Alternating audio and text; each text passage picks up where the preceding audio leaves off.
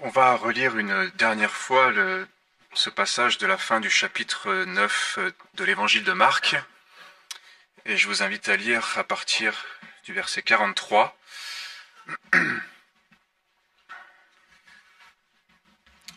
Marc chapitre 9, verset 43. Si ta main est pour toi une occasion de chute, coupe-la. Mieux vaut pour toi entrer manchot dans la vie, que d'avoir les deux mains et d'aller dans la géhenne, dans le feu qui ne s'éteint point. Si ton pied est pour toi une occasion de chute, coupe-le. Mieux vaut pour toi entrer boiteux dans la vie que d'avoir les deux pieds et d'être jeté dans la géhenne, dans le feu qui ne s'éteint point. Et si ton œil est pour toi une occasion de chute, arrache-le. Mieux vaut pour toi entrer dans le royaume de Dieu n'ayant qu'un œil, que d'avoir deux yeux et d'être jeté dans la géhenne, où le ver ne meurt point et où le feu ne s'éteint point. Car tout homme sera salé de feu.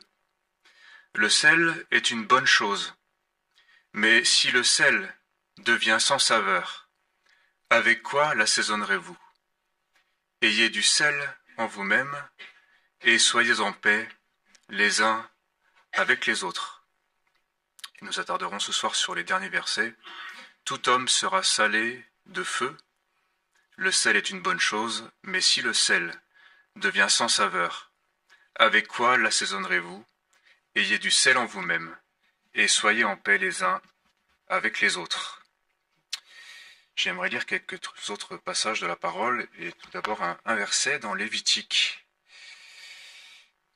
où il est question du sel, au sujet des offrandes. Lévitique chapitre 2, au verset 13.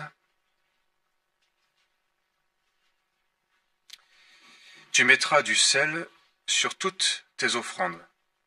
Tu ne laisseras point ton offrande manquer de sel, signe de l'alliance de ton Dieu.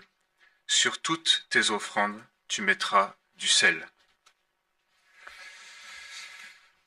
On peut lire un autre passage parallèle de celui de l'évangile de Marc dans Matthieu, au chapitre 5, et au verset 13. Matthieu 5, verset 13. Vous êtes le sel de la terre. Mais si le sel perd sa saveur, avec quoi la lui rendra-t-on? Il ne sert plus qu'à être jeté dehors et foulé aux pieds par les hommes. Vous êtes la lumière du monde. Une ville située sur une montagne ne peut être cachée. Et on n'allume pas une lampe pour la mettre sous le boisseau, mais on la met sur le chandelier, et elle éclaire tous ceux qui sont dans la maison. Que votre lumière luise ainsi devant les hommes, afin qu'ils voient vos bonnes œuvres et qu'ils glorifient votre Père qui est dans les cieux.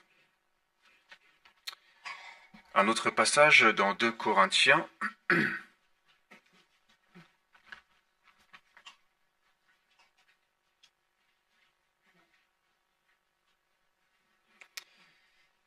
chapitre 4.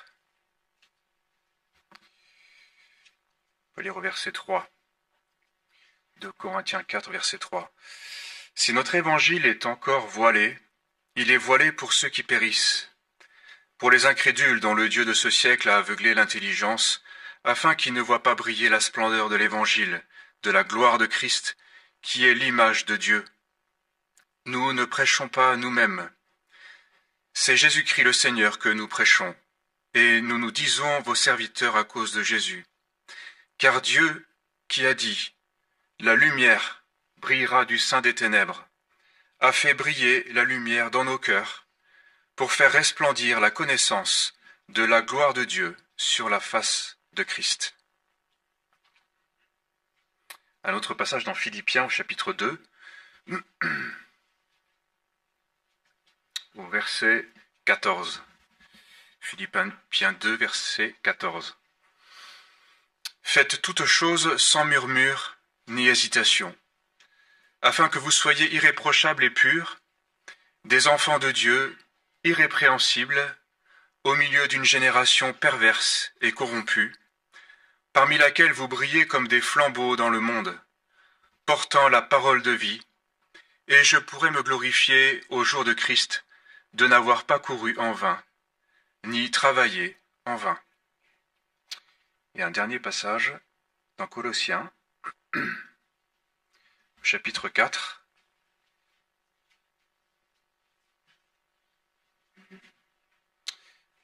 au verset 5, Colossiens 4, verset 5.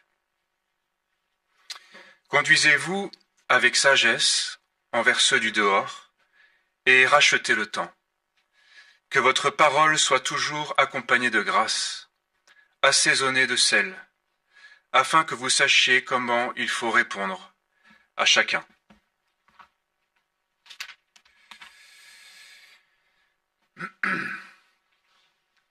Le sel est une bonne chose. Si le sel devient sans saveur, avec quoi l'assaisonnerez-vous? Et dans Matthieu, nous avons lu « Vous êtes le sel de la terre, vous êtes la lumière du monde ». Cette expression, on la connaît très bien.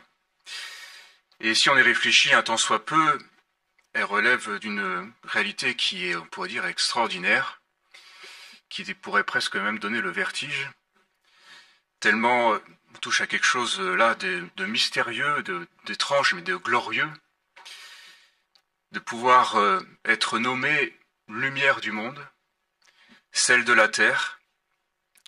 Qu'y a-t-il de plus beau, de plus, on pourrait dire, fascinant et étrange?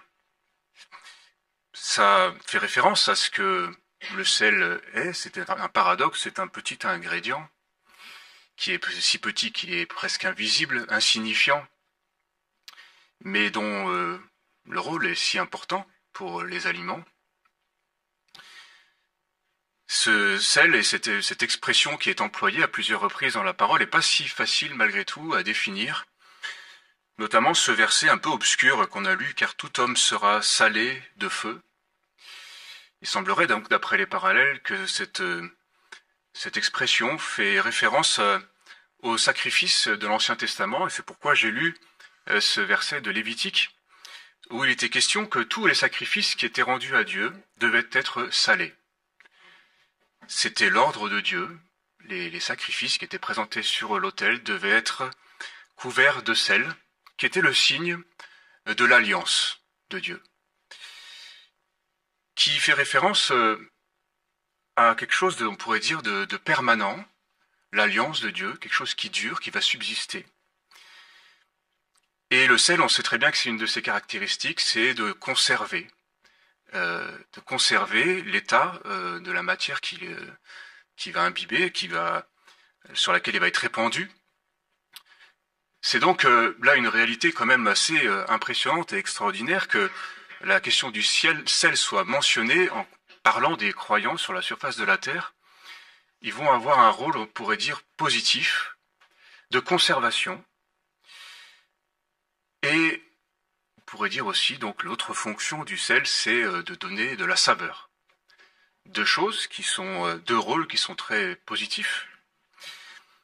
Et cette conservation, on pourrait dire, voilà, c'est une sorte de mystère. En quoi les croyants sont-ils appelés à être le sel de la terre? Semble-t-il que la présence de l'Église et des croyants participe à la conservation, la préservation du monde.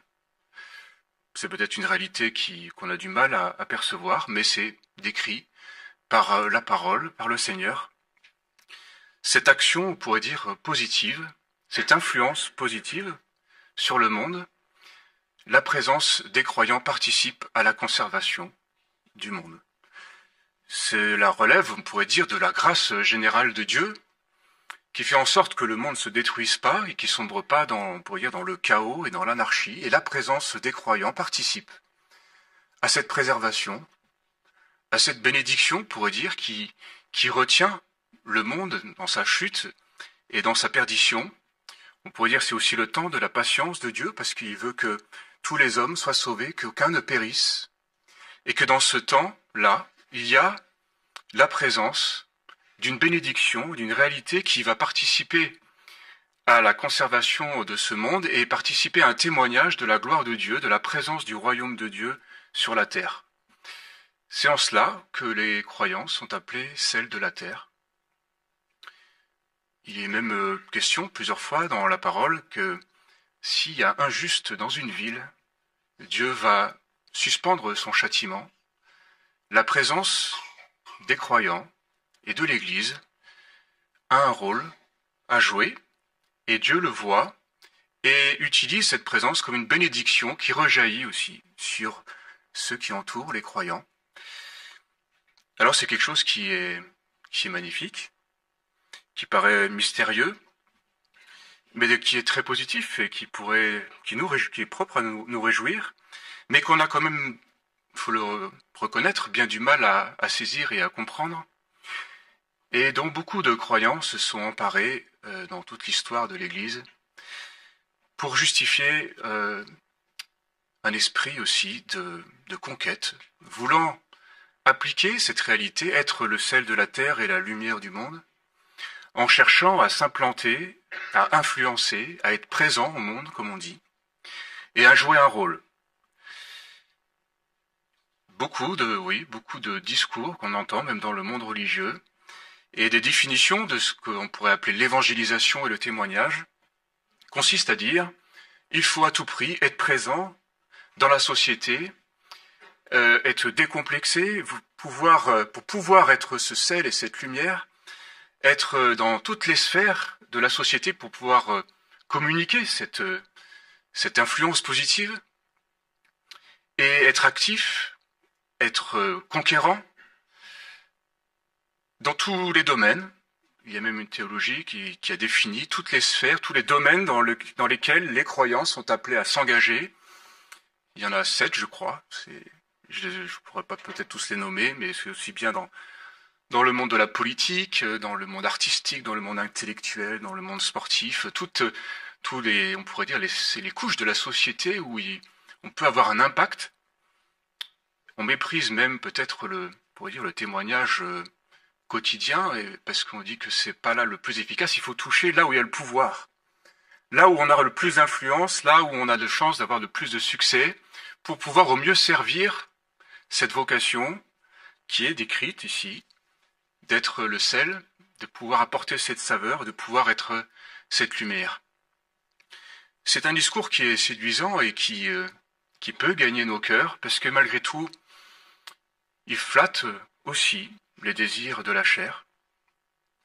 Mais c'est une démarche et une volonté qui omet complètement une autre réalité, c'est que pour que le sel manifeste son rôle et soit efficace, il faut qu'il soit réellement sel à part entière, c'est-à-dire pur et non pas corrompu, pour pouvoir apporter ce que le monde n'a pas. Il faut qu'il soit entièrement différent de lui, d'un autre ordre. Un sel qui serait plus sel, qui serait complètement amalgamé et qui se fond complètement et qui est de la même nature, on pourrait dire, que le monde n'a plus aucune utilité. Et finalement, en voulant influencer, en voulant christianiser, on pourrait dire, le monde, il se passe souvent une chose inverse, c'est que c'est le monde qui mondanise l'Église. Et peu à peu, la différence ne se voit plus entre les chrétiens, qui sont si présents au monde, si soucieux d'être conformes au monde pour pouvoir lui plaire, pour pouvoir le séduire, qu'il en vient être gagné par l'esprit du monde, qu'il en vient être corrompu, et qui en vient à quitter, on pourrait dire, sa vocation, d'être mis à part, d'être sanctifié, d'être purifié, et finalement de jouer presque le rôle inverse, ce pourquoi il a été donné, c'est-à-dire que le sel donc ne sert plus à rien, voire même peut être nocif, et en tout cas, il est foulé aux pieds. Si le sel perd sa saveur, il est foulé aux pieds des hommes. Et c'est une réalité dramatique, et on peut même s'interroger si certaines persécutions, certains drames survenus dans le peuple de Dieu ne sont pas survenus du fait que les croyants ont voulu accéder au pouvoir, ont voulu influencer, être dans des sphères où le Seigneur ne leur demandait pas d'agir, et se sont exposés à être honnis, persécutés, sans aucune protection de la part de Dieu, parce qu'ils ont quitté et ils ont refusé le rôle qui leur était assigné et les conditions sont clairement décrites dans la parole pour être réellement sel et lumière. Ces conditions qui relèvent en fait d'une acceptation simple d'être mis à part, d'être différent, de porter l'opprobre, d'être porter une autre odeur. Il est dit que nous sommes dans le monde, mais nous ne sommes pas du monde. Et c'est une réalité, malgré tout, qui est si difficile à accepter, qui va, certes, amener des souffrances, des difficultés dans les relations, des moqueries éventuellement. Et c'est un opprobre d'accepter d'être au sein du monde, mais de ne pas en être. On risque effectivement d'être rejeté. Et sous prétexte de témoignage, d'évangélisation, on peut gommer cette différence et chercher à être dans la société le plus à l'aise possible, le plus décomplexé possible, et avec un évangile frelaté qui plaît. Et dans l'Église, on peut facilement aussi avoir tendance de plus en plus à présenter un évangile qui plaît à l'homme, qui ne heurte pas, de sorte que on voit plus trop de différence entre l'Église et le monde. Que l'Église, l'ambiance de l'Église ressemble aux ambiances que l'on peut voir dans le monde. Et on refuse cette réalité du sel qui a malgré tout, pour remplir sa fonction, quelque chose de... on n'est pas appelé à être du sucre, on est appelé à être du sel. Il y a quelque chose de âpre dans le sel. Et le sel se sent. Et c'est une réalité qui est si difficile pour le croyant à accepter. Et on pourrait dire, l'autre manière de le contourner, de le refuser, c'est peut-être de se dire, voilà, on a compris qu'il n'y avait pas cette mission d'influencer à ce niveau-là la société. Et alors on choisit plutôt de se tenir en retrait, de se cacher, de passer inaperçu pour éviter cette confrontation-là, en se réfugiant derrière des... Il y a un dicton qu'on dit souvent, même chez nous, pour vivre heureux, vivons cachés. C'est un dicton qui peut paraître à certains égards modeste, relever de la modestie. C'est vrai qu'on n'est pas... C'est assez ridicule de vouloir se montrer, ce côté exhibitionniste, et m'as-tu vu? Mais c'est un dicton, c'est pas un verset biblique. Parce que vivre heureux, c'est pas un but en soi. L'évangile, la parole, ne nous invite pas à chercher le bonheur, à être heureux, en tout cas à la manière des hommes. Et si nous sommes appelés enfants de Dieu et à être lumière du monde, il est fort possible que ce ne soit pas le bonheur tous les jours. Et que la vie chrétienne n'est pas un long fleuve tranquille. Donc vivre heureux, vivons heureux pour vivons heureux, vivons cachés. Être caché, ce n'est pas non plus l'évangile. Parce que nous avons lu qu'une ville sur une montagne ne peut être cachée. Alors il ne s'agit pas de se montrer, mais il s'agit d'être ce que le Seigneur nous a appelés à être. Une ville sur une montagne, elle est sur la montagne, on ne peut pas la louper, on la voit, et une lumière, sa nature c'est de briller. Elle ne fait pas d'effort particulier pour briller, elle est lumière. Et si on décide de la cacher et de la mettre sous le boisseau, elle a aucun sens, aucune fonction, elle ne sert à rien. Donc vivre caché, en fait, rend notre témoignage inutile, notre vie inutile sur la terre.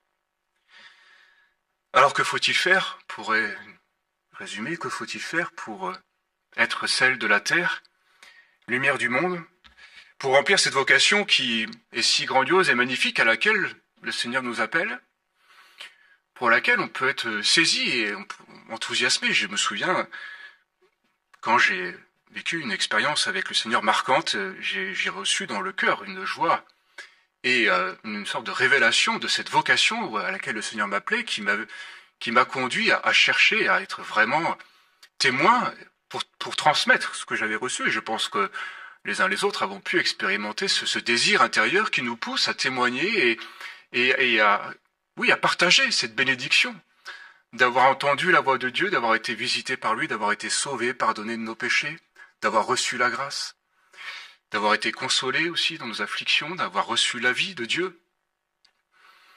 Et dans cet enthousiasme, on peut donc chercher par tous les moyens à rayonner, à transmettre et à partager. Et je me souviens très bien, c'était dans mes années universitaires, on pourrait dire zélé et convaincu de cet appel et de cette volonté d'être témoin. On s'est activé à plusieurs à témoigner et à faire des actions, comme on dit, d'évangélisation. On a distribué pas mal de traités à la sortie de la fac. On faisait des restaurants, des stands devant le restaurant universitaire. Et c'était pas facile parce que on croisait voilà nos camarades de classe qui découvraient ce qu'on était et c'était parfois des réactions qui étaient parfois humiliantes. Mais voilà, j'étais porté par cette conviction que je devais faire quelque chose pour témoigner. Et puis, je me souviens, pendant toute une année, malgré toutes nos actions et notre bonne volonté, on avait des réunions d'étudiants, personne n'est venu. Aucun contact. Durant un an. Et j'étais vraiment profondément découragé. Parce que je voulais répondre à cette vocation, je voulais agir pour le Seigneur. Et j'en étais venu même à m'interroger, à me poser la question avec presque, on pourrait dire, une sorte de révolte. Mais Seigneur, mais comment ça se fait que tu récompenses pas nos efforts, qu'il n'y a pas de résultat au bout? On le fait pour toi, pour ton témoignage. Et c'est là que j'ai réalisé que pour pouvoir exprimer quelque chose comme ça, une pensée de révolte, c'est qu'il y a quand même quelque chose qui ne va pas dans la motivation. Parce que c'est quand même le Seigneur que ça concerne, c'est lui le premier concerné. Donc il aime plus les hommes que moi. Comment ça se fait que je peux en venir à une telle réaction? Et c'est là que je suis tombé sur ce passage qu'on a lu dans Matthieu. Vous êtes le sel de la terre, vous êtes la lumière du monde, une ville située sur une montagne ne peut être cachée. On n'allume pas une lampe pour la mettre sous le boisseau, mais on la met sur le chandelier et elle éclaire. Et j'ai compris qu'il n'y avait pas des actions à entreprendre, des choses à faire et à mettre en œuvre pour être lumière du monde. On est lumière. Et le propre de la lumière et sa nature, c'est de briller. Et il suffit de comprendre et d'accepter d'être ce qu'on doit être, et la chose se fera d'elle-même, sans, on pourrait dire, efforts particuliers, sans stratégie particulière, sans désir de vouloir être influent, de vouloir forcer quoi que ce soit, accepter simplement d'être là où on est et d'être lumière, et de briller de la lumière du Seigneur, et d'accepter que c'est quelque chose qui nous dépasse, qui ne va pas forcément être lié à ce qu'on fait, et à ce qu'on veut, et à nos capacités. Parce que c'est quelque chose d'assez écrasant de vouloir faire des choses et de constater que c'est tout le temps l'échec, il y a si peu de résultats. C'est culpabilisant. Je me disais, mais parce que tu n'aimes pas assez le Seigneur, parce que tu as honte peut-être, tu as trop honte du témoignage, et il faut toujours en faire plus. Il y a une sorte de fébrilité lorsqu'il est question de témoignage. On se sent si misérable, si incapable, on ne sait pas que dire. Il y a toutes sortes de questions qui montent dans nos cœurs, et c'est finalement si écrasant. Et une vocation si belle et si magnifique, finalement, aboutit à une sorte de constat révolté et accusateur. Et quand j'ai réalisé ce que le Seigneur demandait vraiment, il y a comme une forme d'apaisement et de repos qui s'est installé dans mon cœur, et de confiance et de soumission à ce que le Seigneur a dit. Et c'est pour ça que j'ai lu aussi ce passage de Corinthiens où c'est si clair. Et lorsque c'est reçu comme parole d'autorité, alors tout change. Où il est dit, car Dieu qui a dit, la lumière brillera du sein des ténèbres, a fait briller la lumière dans nos cœurs. Nous sommes lumière, on pourrait dire, par décret divin. C'est lui qui l'a décrété. On ne l'a pas choisi, il le veut. Nous sommes lumière, nous sommes sel de la terre. Il s'agit donc de l'accepter, tout simplement, et de cesser de vouloir autrement que ce que le Seigneur veut. C'est aussi quelque chose que j'ai compris après quelques années de travail dans la mission auprès de Daniel, où j'étais aussi très surpris. Je ne m'attendais pas à être à ses côtés dans son ministère. J'ai été appelé à le soutenir dans sa charge. Et ça a été quelque chose de clairement montré, et j'ai senti que c'était là ma place. Et très touché de la confiance qu'il m'accordait, parce que je suis quand même beaucoup plus jeune que lui. Je m'y suis donné de tout mon cœur, mais une certaine frustration est venue au bout de quelque temps. J'avais un sentiment d'inutilité, puisque c'est lui malgré tout qui parlait aux gens, et je pouvais passer parfois des journées à ne faire qu'écouter. Mon soutien et ma présence étaient utiles, mais au bout d'un moment, je la considérais comme quand même assez insignifiante, inutile, et au point même d'avoir presque des questions existentielles et identitaires sur qui suis-je, qu'est-ce que je fais, c'est si peu de choses. Et je me souviens d'un échange avec Daniel où j'avais exprimé ces choses. Je pense, été aussi gagné par cette pensée, cette philosophie existentialiste où on affirme que l'homme se définit par la somme de ses actions, par ce qu'il fait. Que l'existence précède l'essence, on existe et on devient ce qu'on est appelé à devenir par nos actions, par le faire. Et le fait d'avoir le sentiment de ne pas faire grand-chose, sinon que d'écouter, j'avais le sentiment que j'avais plus d'identité. Que j'étais, je me souviens avoir formulé ça, j'étais qu'une grande oreille. Et Daniel m'avait dit, mais si t'es qu'une oreille, alors moi je suis qu'une grande bouche. Pour pas dire autre chose. Et alors on se taquinait un peu comme ça.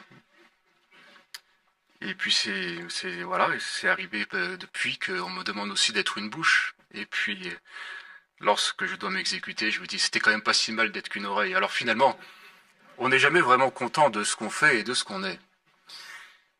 Et Daniel m'avait répondu, mais tu sais, si tu dépends du Seigneur, tu seras ce que le Seigneur veut que tu sois.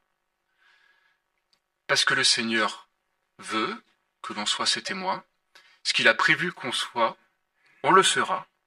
Si on accepte d'abandonner ses pensées, de dépendre de lui, de se soumettre entièrement à sa volonté, et rien n'empêchera que l'on soit ce sel, cette lumière, puisqu'il l'a voulu, il l'a décrété, par son autorité souveraine. C'est un acte de foi, c'est un abandon, et c'est à renouveler sans cesse. On ne sait pas toujours dans quoi on sera conduit, comment la chose pourra se mettre en œuvre. Quand il est dit « ayez du sel en vous-même », ça paraît mystérieux, comment avoir du sel? Je pense que ça se résume à cette acceptation du cœur de recevoir simplement ce que Dieu nous donne, c'est-à-dire son esprit, son amour, tout ce dont on n'a pas en nous-mêmes, accepter de recevoir par la foi cet esprit, cette grâce, cet amour renouvelé qui va imprégner nos actes, nos paroles, si insignifiantes soient-elles, si elles sont portées par cette vie de l'esprit, par cette lumière qu'est Jésus-Christ dans nos cœurs, puisqu'il a dit qu'il ferait briller la lumière dans nos cœurs. Alors au-delà de la conscience qu'on peut en avoir, on rayonnera, et le témoignage serait répondu par, nos paroles inspirées. J'ai dit, ayez des paroles de grâce assaisonnées de sel. Par les paroles, on peut répandre un témoignage, on peut amener la vie, on peut amener la lumière, par nos œuvres aussi, par nos actes, puisqu'il est dit que les hommes voient vos bonnes œuvres afin qu'ils glorifient Dieu lorsqu'il les visitera. C'est donc cette conduite par l'esprit qu'il faut apprendre pour agir dans le calme, dans le repos de la foi. Et alors le Seigneur nous amènera dans cette vocation et ce service qu'il a prévu pour nous, et nous participerons à cette vocation glorieuse de l'Église sur la surface de la terre, d'être témoins de son royaume. Je pense que c'est quelque chose qu'on peut perdre de vue, parfois par découragement, par lassitude, peut-être par beaucoup trop de désirs aussi, mais à laquelle le Seigneur nous ramène et qu'on doit accepter sans résistance, sans crainte non plus, sans se cacher, sans se résigner, accepter d'être ce qu'on est appelé à être, et de refuser tout ce qui est de la timidité. Il dit que ce n'est pas un esprit de timidité que Dieu vous a donné, mais c'est un esprit de force, d'amour et de sagesse. Donc tout ce qui ne vient pas du Seigneur, il faut le rejeter par la foi et recevoir ce qu'il nous donne, cet esprit d'amour, de force et de sagesse, pour que ce soit ces vertus-là qui nous animent et que on soit sans cesse ramené dans cette attitude de foi et de dépendance du Seigneur. Et voilà ce que je vais à cœur de partager sur cette expression. Elle est mystérieuse, mais je pense que c'est c'est la plus belle chose, c'est la vocation que le Seigneur nous adresse et qui veut rappeler à nos cœurs ce soir. Et je vous invite à prier.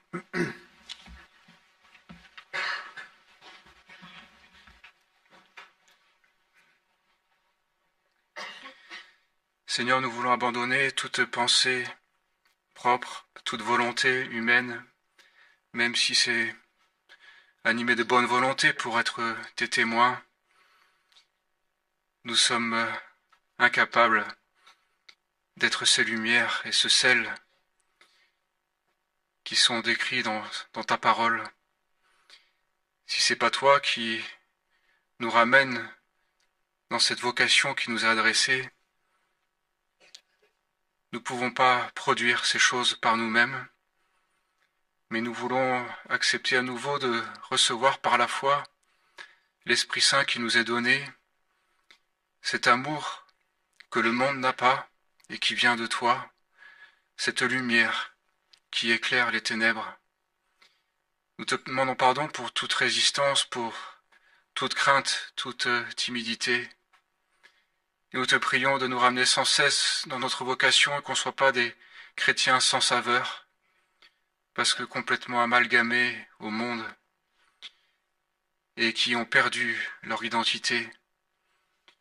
Nous acceptons d'être mis à part pour toi. Nous acceptons d'être purifiés